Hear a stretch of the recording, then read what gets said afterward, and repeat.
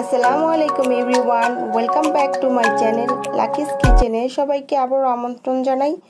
চলে এলাম আপনাদের জন্য আরেকটি রেসিপি নিয়ে, তা হচ্ছে বাঁধাকপির পাকোড়া। এটাকে আপনারা সবজি পাকোড়া বলতে পারেন।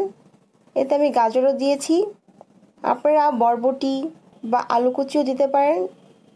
এই সবজি পাকোড়াটা শীতের মধ্যে গরম গরম খেতে কিন্তু খুব ভালোই লাগে। বিকালে স্ন্যাক্স হিসাবে আপনারা এটা বাসায় বানিয়ে নিতে পারেন। চেষ্টা করব এই রেসিপিটি আপনাদের সাথে খুব সহজভাবে শেয়ার করার জন্য। আশা করি আপনাদের ভালো লাগবে। বাঁধাকপি পাকোড়া বানানোর জন্য প্রথমে আমি এখানে নিয়ে নিয়েছি প্রায় 2 কাপ পরিমাণে বাঁধাকপি কুচি। বাঁধাকপিগুলো আমি এভাবে করে কুচি করে নিয়েছি। সাথে নিয়েছি এখানে পেঁয়াজ কলি 2 টেবিল চামচের মতো হবে। আর নিয়েছি গাজর কুচি, এখানে 1/4 কাপ গাজর কুচি আছে। নিয়েছি ধনিয়া পাতা কুচি, আর নিয়েছি পেঁয়াজ কুচি আর কাঁচামরিচ কুচি। এখানে আমি কাঁচামরিচটা অল্প দিচ্ছি, যেহেতু আমার বাসায় বাচ্চা আছে। আপনারা আপনাদের টেস্ট অনুযায়ী নিয়ে নেবেন। আর সাথে নিয়েছি একটি ডিম। ডিমটা দিলে এই পাকোড়াটা খেতেও খুব মজা হয় আর বাইন্ডিংও খুব ভালো হয়। একসাথে মিশিয়ে নেব। প্রথমে দিয়ে দিলাম গাজর কুচি, পেঁয়াজ কলি, ধনিয়া পাতা কুচি, পেঁয়াজ আর কাঁচামরিচ কুচি।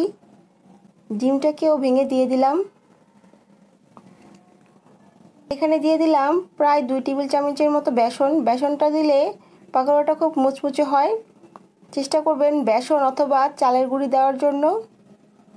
স্বাদমতো লবণ, 1/2 চা চামচ হলুদ গুঁড়ো, 1/2 চা চামচ ধনিয়া গুঁড়ো। আমি এখানে আর কোনো মশলাই দেব না। এখন আমি হাত দিয়ে খুব ভালোভাবে এগুলো একসাথে মাখিয়ে নেব। আর এখানে কোনো রকম পানি দেওয়া যাবে না। ডিম আর সবজি থেকে যে পানিটা বের হবে এ দিয়ে এটি মাখানো হয়ে যাবে। খুব আঠালোভাবে মাখাতে হবে। দেখুন আমি খুব ভালোভাবে মাখিয়ে নিয়েছি। এরকমই আঠালোভাবেই মাখাতে হবে, তাহলে পাকোড়াগুলো খুব মুচমুচে হবে। এখানে আমি তেল খুব ভালোভাবে গরম করে নিয়েছি। এখন হাত দিয়ে এক এক করে পাকোড়ার শেপ দিয়ে এগুলো তেলে ছেড়ে দেব। এখানে আমি সবগুলো দিয়ে দিয়েছি।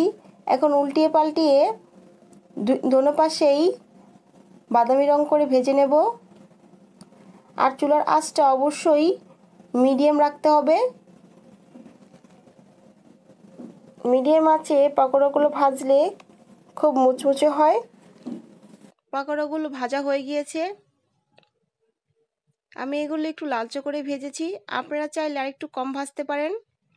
এখন আমি এগুলো তেল ঝরিয়ে তুলে নেব। আর এভাবে করে আমি সবগুলো ভেজে নেব।